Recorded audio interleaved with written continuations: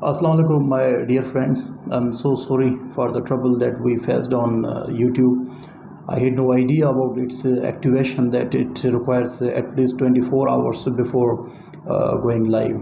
So it's okay, no issue at all. And I have decided to record this video for you all guys related to Pakistan studies.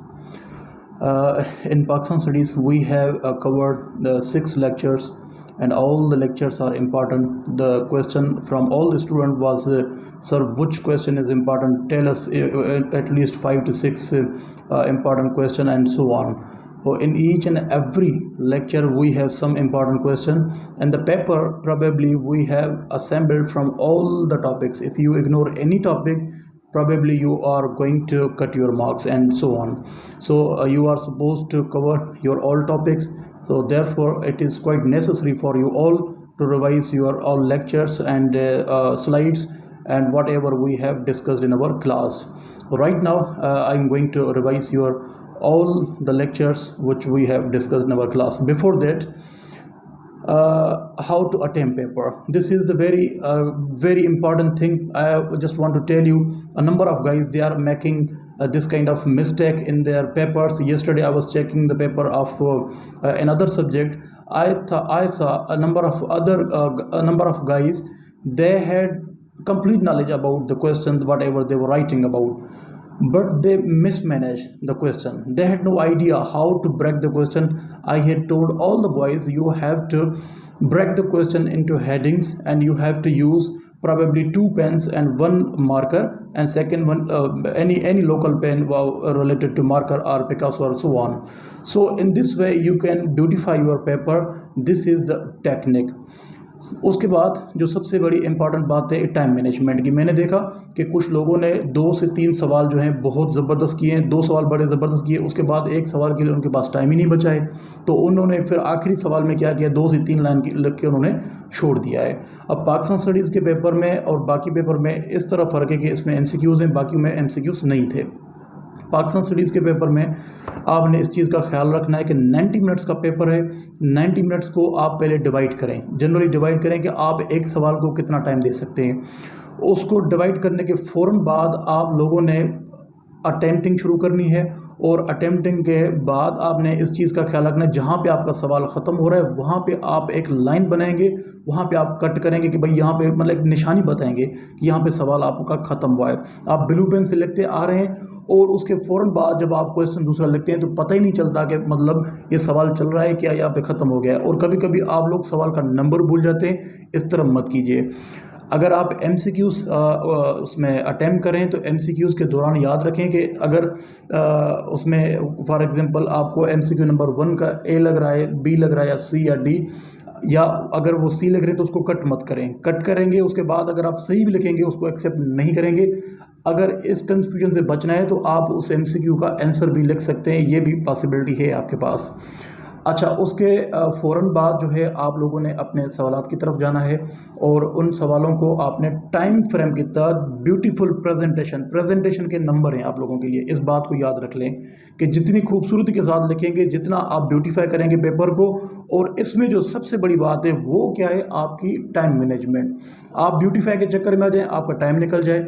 आपको 2 सवाल आ रहे हैं, आप उनको attempt करें, बाकियों में आपका सवाल टाइम निकल जाए, तो ये इन टेक्निकलिटीज़ को हर सूरत में आपने ख्याल रखना है। MCQs आपके पास पाकिस्तान स्टडीज़ में 14 MCQs है। 14 MCQs के लिए जो मैक्सिमम टाइम आप ले सकते हैं वो 10 मिनट। 10 मिनट के से ज़्यादा आप नहीं ले सकते। अगर आपको MCQs आ रहा है तो अगर आपकी प्रिपरेशन है तो आप लोग अटेम्प्ट कर लेंगे। अगर आपकी प्रिपरेशन नहीं है तो आप सारा दिन सोचते रहेंगे, आपको कुछ भी समझ में नहीं आएगा। जिन लोगों ने प्रिपरेशन की है वो मोस्ट प्रोबेबली 5 से 6 मिनट में अपने MCQs ख़त्म कर देंगे। इसके बाद क्या होगा, आपके पास सिर्फ 3 सवाल बचेंगे। 3 सवालों को आप लोगों ने मतलब अपने उस जो बकाया टाइम उसमें मल्टीप्लाई करके आप अटेम्प्टिंग करेंगे। अब आते हैं आपके सवालों की तरफ। पहला सवाल जो हमने पहली जो हमारा लेक्चर है which we had discuss in our class, it was related to Islam in subcontinent में इस्लाम आया तो उस वक्त कंडीशंस क्या थी। ये एक बहुत बड़ा इंपॉर्टेंट सवाल है कि उस दौर में उस वक्त जो सोसाइटी का स्ट्रक्चर था वो किस तरह था। वहाँ पे कौन सा रिलीजन डोमिनेंट था, इस्लाम जब आया तो इस्लाम को कौन कौन सी मुश्किलों का सामना करना पड़ा, और उसके बाद इस्लाम स्प्रेड किस तरह से हुआ। ये जो है ये एक मतलब एक किस्म की समरी है उस पूरे लेक्चर की। इन चीज़ों को आपने डिस्कस करना है या इन चीज़ों को आपने अंडरस्टैंड करना है। अब देखिए उसमें जो पहली बात हम करते हैं कि भाई जैसे यहाँ पे हिंदुज़म एक डोमिनेंट रिलीजन था इस हमारी सोसाइटी में, सब कॉन्टिनेंट की सोसाइटी में।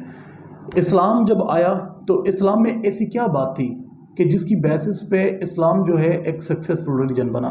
अब ये बात जो है ये मतलब इस बात को अंडरस्टैंड करने के लिए थोड़ी रैशनल आप मतलब अप्लाई करें कि इस्लाम की जो सबसे बड़ी ब्यूटी थी इस सोसाइटी का, आप स्ट्रक्चर जब जानेंगे तो वहाँ से आपको अंडरस्टैंड होगा कि हम इस चीज़ को कैसे अंडरस्टैंड कर सकते हैं। 4 हिस्सों में आपकी सोसाइटी डिवाइडेड है सब कॉन्टिनेंट की, जिसमें ब्राह्मण है, काश्तरिया, वैश्या और उसके साथ साथ जो है शूद्रा, अशूद्र जिनको कहते हैं। इन चारों की जो अंडरस्टैंडिंग है या इन चारों की जो मतलब आइडेंटिटी है वो अलग है। इस्लाम की जो सबसे बड़ी ब्यूटी है, अब अरेबिया में भी इस्लाम जब स्प्रेड हुआ तो आपको मैंने ये बात बताई थी कि उन्होंने इस्लाम लोअर क्लास से उठाए, जो मतलब जो लोअर क्लास हैं, जो गरीब लोग हैं, उन लोगों को जब उनको इस्लाम ने फैसिलिटेट किया और उन लोगों को इस्लाम ने बराबरी का मौका दिया। किस चीज़ का? बराबरी का मौका दिया। जब बराबरी का उनको मौका दिया, जो लोग मतलब मुकम्मल तौर पे सप्रेस थे, मार्जिनलाइज थे, जिनको मतलब कोई उनका स्टेटस ही नहीं था, उनको गुलामों की तरह जब ट्रीट किया जाता था, जैसे सब कॉन्टिनेंट की सोसाइटी में और जो औरतें हैं खास करके, उनको सती जैसी इस तरह की एक कस्टम थी जिसमें मतलब उनको बर्न किया जा रहा था। या उड़ीसा जो एक दूसरा इलाका है, वहाँ पे काली माता जो गॉडेस है उनकी, उसको मतलब उनको खुश करने के लिए नौजवान लड़कियों को ज़बह किया जाता था। इस तरह की सोसाइटी में जो अछूत हैं उनको ये समझा जाता था कि भगवान के पाँव से बने या वगैरह वगैरह। इस तरह की जब डिस्क्रिमिनेशन हो रही है, इस तरह का मतलब जो क्लास सिस्टम बना हुआ है, उसके दौरान जब एक रिलीजन ने ये बात की कि हम सारे के सारे लोग क्या हैं, इक्वल हैं। ये बात, इसका जो हमें एक एविडेंस मिलता है वो मिलता है हमें प्रॉफेट के जो लास्ट जो हमारा उनका जो एक सरमन है, उनमें उन्होंने ये बात की थी कि मतलब कोई भी अरब जो है किसी नॉन अरबी से सुपीरियर नहीं है, और मतलब सुपरियॉरिटी वाला जो कॉन्सेप्ट है वहाँ पे ख़त्म है, क्लास इस्लाम में नहीं है। This was the main factor behind the spread of Islam in subcontinent. उसके अलावा दूसरा फैक्टर, इस्लाम ने औरतों को हुकूक दिए, औरतों को राइट्स दिए।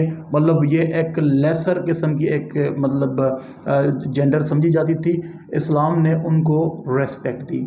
रेस्पेक्ट के साथ साथ उनको उन्होंने अपने राइट्स प्रोवाइड किए। तो इससे क्या हुआ कि एक मतलब एक ठीक ठाक जो है इस्लाम की मतलब इमेज बनी। उसके साथ साथ लोगों ने उसको एक्सेप्ट करना शुरू किया।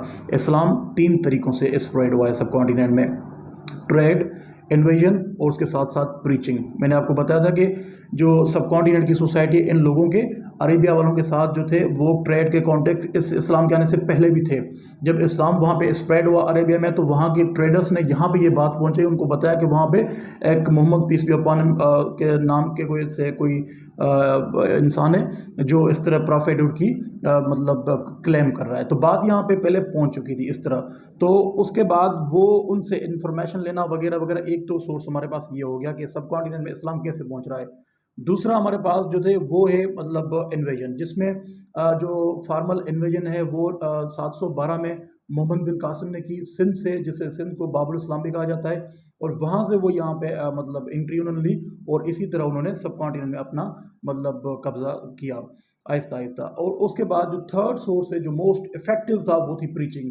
प्रीचिंग में क्या है, जितने भी सूफी उलमाए कराम हैं या जितने भी जो पायस किस्म के लोग हैं, उन्होंने इस्लाम की सॉफ्ट इमेज लोगों को दिखाई कि भाई इस्लाम हमारा इस तरह का मज़हब है, इस्लाम हमारा इतना खूबसूरत रिलीजन है।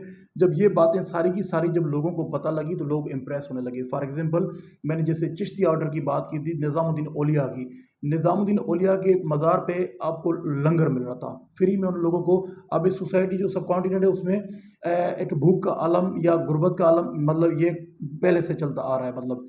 और उसके साथ साथ ये एक मल्टी कल्चरल सोसाइटी है जहाँ पे मतलब म्यूज़िक आर्ट वगैरह इन चीज़ों की काफ़ी जो है मतलब उनको लोग पसंद भी करते हैं। अब चिश्ती ऑर्डर में मतलब म्यूज़िक वाला जो सिस्टम है वो भी अलो है, और उसके साथ साथ उन्होंने लंगर खाने का भी काम किया, लोगों को मतलब उन्होंने खाने खिलाना वगैरह जो भी है, और उसके साथ साथ अखलाक के साथ लोगों से पेश आना, अखलाक के साथ लोगों से मतलब बर्ताव करना, इन सारी चीज़ों की बेसिस पे मैंने एक एग्जांपल दिया है चिश्ती ऑर्डर का, निज़ामुद्दीन औलिया का। इसके अलावा काफ़ी सूफी बुजुर्ग और भी हैं जिन्होंने इनकी बेसिस पे इस्लाम की बेहतरीन इमेज क्रिएट हुई इसमें सब कॉन्टिनेंट में, और लोगों ने इस्लाम को कबूल करना शुरू किया, इस तरह इस्लाम स्प्रेड हो रहा था। तो ये सारी जो चीज़ें थी, इन चीज़ों की बेसिस पे जो हिंदू मज़हब की जो डोमिनेंस है वो इस तरह से मतलब उसने इस्लाम को अफेक्ट नहीं किया। अच्छा, उसके बाद हम आते हैं एक और एरिया है, जो नेक्स्ट एरिया वो है कि यहाँ पे मतलब जो मुसलमान रूलर्स थे वो कौन से थे। फॉर्मल जो मतलब हमारे सब कॉन्टिनेंट में जो एक ठीक ठाक तरीके से जो रूलिंग सिस्टम है वो कैसे शुरू होता है, कौन सी जंगें होती है, अब मैं वो आपको बता रहा हूँ। पहले आपको मैंने बताया कि पृथ्वी चौहान और मोहम्मद गोरी के बीच में जो पहली लड़ाई हुई, बैटल ऑफ टेरेन, जो 1191 में हुई थी, उसमें जो पृथ्वी चौहान है उन्होंने मोहम्मद गोरी को डिफीट किया। उसके फ़ौरन बाद सेकंड ईयर 1192 में बैटल ऑफ टेरेन सेकंड हुई। उसमें क्या हुआ कि मोहम्मद गोरी ने उनको डिफीट किया, पृथ्वी चौहान को। इसी तरह ये बंदा जो था हिंदुओं का लास्ट रूलर था। उसके बाद मुसलमान जो हैं सब कॉन्टिनेंट में जो है मुकम्मल तरीके से वो यहाँ पे आ गए, और उसके बाद जो है तो मतलब 4-5 सालों के बाद जो दिल्ली सल्तनत है वो स्टार्ट होती है। दिल्ली सल्तनत में आपको पता है कि पहले सलेब डायनास्टी है, फिर खिलजी है, फिर तुगलक है, उसके बाद सैयद है, उसके बाद लोधी डायनास्टी। ये 5 डायनास्टीज हैं। इनकी जो डेट्स वगैरह हैं उनको आप लोग ज़रूर देखिएगा। इन 5 डायनास्टी के बाद जो है वो आपकी मुगल सल्तनत शुरू होती है। मुगल सल्तनत में आपको पता है कि पहला जो बंदा था वो बाबर था। बैटल ऑफ पानीपत पहली 1526 में हुई है, ये हरियाणा के करीब यहाँ पे। वहाँ पे वो मतलब लोधी डायनास्टी वालों के साथ वो लड़े, और लोधी डायनास्टी को उन्होंने जब शिकस्त दी तो उसके बाद मुगलों की जो हुकूमत है वो यहाँ पे सब कॉन्टिनेंट में राइज हुई। मतलब मुगलों से पहले जो यहाँ पे डायनास्टी थी वो लोधी डायनास्टी थी। अब मुगलों को हम सबको डिस्कस नहीं करना। जो इफेक्टिव मुगल रूलर था, वो जो लास्ट था वो था औरंगजेब। अब औरंगजेब के फौरन बाद जो है मतलब मतलब जो है कहते हैं कि डाउनफॉल शुरू होता है मुसलमानों की। जो मतलब जो उनका जो पूरा का पूरा जो सिस्टम है या उनका रूल है वो डिक्लाइन कहते हैं कि भाई जो उसके पीछे असबाब हैं वो कौन से हैं। अब वो हिस्टोरियन जो हैं वो यहाँ से शुरू करते हैं कि भाई औरंगजेब का दौर जैसे ख़त्म हुआ, या औरंगजेब के दौर से वहाँ का डेक्लाइन जो है वो शुरू होता है। कैसे, अब देखिएगा इस बात को। औरंगजेब ने उसकी जो साउथ वाली पॉलिसी, दक्खन पॉलिसी उसे कहते हैं, दक्खन पॉलिसी में उन्होंने क्या किया कि नॉर्थ इंडिया को उन्होंने उन पे अपना फोकस छोड़ दिया, और नीचे साउथ में स्टेट ऑफ गोलकंडा और स्टेट ऑफ बीजापुर, ये 2 स्टेट्स हैं। वो मतलब रिलीजियस बेसिस पे फ़िक़्ह जाफ़रिया की बताते हैं कि उनके ऊपर उन्होंने उनको कॉन्कर करने के चक्कर में उन्होंने 25 साल लगा दिए यहाँ पे। जब 25 साल उन्होंने यहाँ पे लगा दिए दक्खन में, साउथ में, तो नॉर्थ इंडिया पे जो है वो कहते हैं कि मतलब मुकम्मल तौर पे कब्जा हो गया। अब उसके फ़ौरन बाद क्या होता है कि जैसे औरंगज़ेब की वफ़ात होती है, अब ये जो बंदे थे औरंगज़ेब तक, मतलब बाबर, हुमायूं, अकबर, शाहजहां, जहांगीर और जो है मतलब औरंगज़ेब, ये इफ़ेक्टिव रूलर्स थे मुगल एम्पायर के। इनके बाद जो जितनी भी रूलरशिप आ रही है वो इतने इफ़ेक्टिव नहीं थे। और इससे क्या हुआ कि मुगल की जो जो पूरा का पूरा जो मुसलमानों की जो एक रूलिंग स्टाइल है, वो जो उनकी कोर्ट्स थी, वहाँ पे जो जस्टिस सिस्टम था, जो उनकी जो एडमिनिस्ट्रेशन थी, वो सारी की सारी जो चीज़ें वो इग्नोर होने लगी। जब वो इग्नोर होने लगी तो उनके साथ आहिस्ता आहिस्ता जो मतलब मुसलमानों की जो हुकूमत है वो डेक्लाइन होती शुरू हो गई। और उसके साथ ये हुआ कि 1857 में वहाँ पे मुगलों के या मुसलमानों की जो है मुकम्मल तौर पे वार ऑफ इंडिपेंडेंस के साथ ख़त्म हो गई। एक तो मतलब ये काजेज़ हैं। उसके अलावा जो यूरोपियन पावर्स थे, यूरोपियन पावर्स जब इसमें सब कॉन्टिनेंट में आए, तो उन्होंने उसमें मैंने आपको 3 से 4 फोर्सेस बताए थे। उसमें इंग्लिश है, फ्रेंच है, डच है, और उसके साथ साथ पोर्चुगीज़ हैं। ये 4 जो लोग थे, इनमें जो सागाशियस किस्म के जो मतलब एक वेस्टर्न जो पावर था या यूरोपियन पावर था, वो इंग्लिश थे। इंग्लिश के पास जो सबसे बड़ी टेक्निक थी वो नेवी थी, और नेवी के थ्रू उन्होंने मतलब इस पूरे के पूरे मतलब जो है सब कॉन्टिनेंट पे कब्जा किया। उनके जो मिलिट्री रूलर्स थे वो बड़े ही खतरनाक किस्म के लोग थे, उनकी जो चालें थी या उनकी जो अंडरस्टैंडिंग थी वो यहाँ के लोगों से काफ़ी मतलब ज़्यादा थी। और उनकी एक अंडरस्टैंडिंग थी, ये जो मतलब फ्रेंच थे वो कहते थे ब्लू वाटर पॉलिसी, कहते कि अगर सब कॉन्टिनेंट पे कब्जा करना है तो आप लोगों ने उसके शोर्स पे कब्जा करना है, पानी पे कब्जा करना है, मतलब नेवी की बात हो रही है। और इस बात को बरतानिया वाले जो ईस्ट इंडिया कंपनी है वो मुकम्मल तौर पे समझते थे, और उन्होंने इस तरह इन चीज़ों पे कब्जा किया। वो पहले तो मर्चेंट्स थे ना, यहाँ पे ट्रेड करने आए थे, आहिस्ता आहिस्ता उन्होंने यहाँ के लोगों की कमजोरियों को समझा, और इसी तरह उन्होंने आपके पूरे के पूरे सब कॉन्टिनेंट जो मुसलमानों की हुकूमत उनको उन्होंने डाउनफॉल कर दिया। यहाँ पे मुसलमानों का डाउनफॉल हो गया। अब आते हैं कि मुसलमानों के जो इस डेक्लाइन के बाद कुछ लोगों को बहुत ही मतलब इस बात पे गुस्सा था, कुछ लोगों को लगा कि ये गलत हुआ है, तो उसके बाद रिफॉर्मिस्ट मूवमेंट शुरू होती है। रिफॉर्मिस्ट मूवमेंट में 4 लोग हैं, 4 लोगों की बड़ी इंपॉर्टेंस है उसमें। जो एक फ़राइज़ी मूवमेंट हाजी शरीयतुल्लाह, उसके साथ शाह वलीउल्लाह, उसके साथ सैयद अमन शहीद बरेलवी, उसके साथ जो है लास्ट जो हैं सर सैयद अमन खान। फ़राइज़ी मूवमेंट का जो बुनियाद है वो बंगाल में है, उसकी डेट्स वगैरह को देख लीजिएगा कि वो कब से शुरू हो रही है, वो कब ख़त्म हो रही है। और उसका जो बुनियादी मकसद था कि इन चारों का मकसद ये था कि मुसलमानों की प्रोटेक्शन करनी है, मुसलमानों को अपलिफ्ट करना है, मुसलमानों की जो पहली हालत थी यहाँ पे सब कॉन्टिनेंट, हमने उसको रिवाइज करना है। उस रिवाइज करने के चक्कर में उन्होंने अपने एफर्ट्स लिए, रिलीजियस तौर पे, सियासी तौर पे, मुख्तलिफ तौर पे, वो उन चीज़ों को मतलब अभी हम डिस्कस कर रहे हैं। अब उन्होंने क्या किया कि जो हाजी शरीयतुल्लाह है, उन्होंने खास करके बंगाल में जो टीनेंट्स थे, जो मतलब एक मजदूर तबका है, जो हारी हैं, जो फार्मर्स हैं, उनके साथ जो हिंदू लैंडलॉर्ड्स वगैरह जो भी हैं, उन्होंने जो ज्यादतियां वगैरह कर रहे थे उनके ऊपर उन्होंने अपनी पूरी की पूरी मतलब एक मूवमेंट चलाई। उस मूवमेंट की डिटेल आपकी स्लाइड्स में होगी। अब उसके बाद क्या होता है कि वो हाजी शरीयतुल्लाह जब उनकी वफ़ात हो जाती है तो उनके जो 2 बेटे हैं, एक का नाम तीतू मीर था, दूसरे का दुदू मियाँ, ये 2 जो लोग थे उन्होंने फिर उस मूवमेंट को मतलब कंटिन्यू किया, पर उसके बावजूद भी उनका फेल्यूर हुआ। कैसे हुआ? उसके बाद दूसरा जो बंदा है हमारे पास, सैयद अमन शहीद बरेलवी है। सैयद अमन शहीद बरेलवी ने जो मूवमेंट चलाई वो पूरी की पूरी पॉलीथीइज्म के खिलाफ, के मतलब इस्लाम, यहाँ पे जो डीजनरेशन है हमारे सोसाइटी में वो इसलिए है क्योंकि मुसलमान अपनी जो हमारे जो रूल्स रेगुलेशन है उनसे हट गए, इस्लाम को उन्होंने पीछे विथर अवे कर दिया है, हम उन चीज़ों को वापस करना चाहते हैं। तो उन्होंने जो नारा लगाया था वो तौहीद का नारा लगाया था, और उन्होंने पॉलीथीइज्म के खिलाफ उनका जो टारगेट था वो NWFP और पंजाब में जो सिख डोमिनेशन है उसके खिलाफ उन्होंने काम करना शुरू किया। और उस पूरी मूवमेंट में वो किस तरह मतलब मोमेंटम क्रिएट करते हैं, उस तहरीक का जो आउटलुक है वो मुजाहिदीन है, और उसके साथ साथ जो हैं ये लोग जो हैं उनके सिखों की जो डोमिनेंस है उनके साथ उनके खिलाफ लड़ते हैं, और किस तरह उनकी डिफीट होती है, इस बात को भी ज़रूर देखिएगा। थर्ड बंदा जो हमारे पास है वो है शाह वलीउल्लाह। शाह वलीउल्लाह मतलब 1703 से लेकर 1763 तक इनका टेन्योर है, और इस टेन्योर में जो उन्होंने रिवाइवल के हिसाब से जो मुसलमानों का डेक्लाइन है उसके हवाले से उन्होंने सब कॉन्टिनेंट में, मैं सिर्फ उसकी जो मोटी चीज़ें वो मैं आपको बता रहा हूँ, इन चीज़ों को आप ज़रूर देखिएगा। उन्होंने जो मुस्लिम नोबल्स थे जितने भी करीबी थे, हैदराबाद, दक्कन या उसके अलावा जो अफ़गानिस्तान है, सभी मुसलमान नोबल्स को उन्होंने खतूत लिखे कि भाई मुसलमानों की जो रूल है, मुसलमानों की जो आइडेंटिटी है वो यहाँ ख़तरे में, आप लोग यहाँ पे जो मराठों का कब्ज़ा है उनसे हमारी जान छुड़ाएं, मुसलमानों को रिवाइव करने में हमारी मदद करें।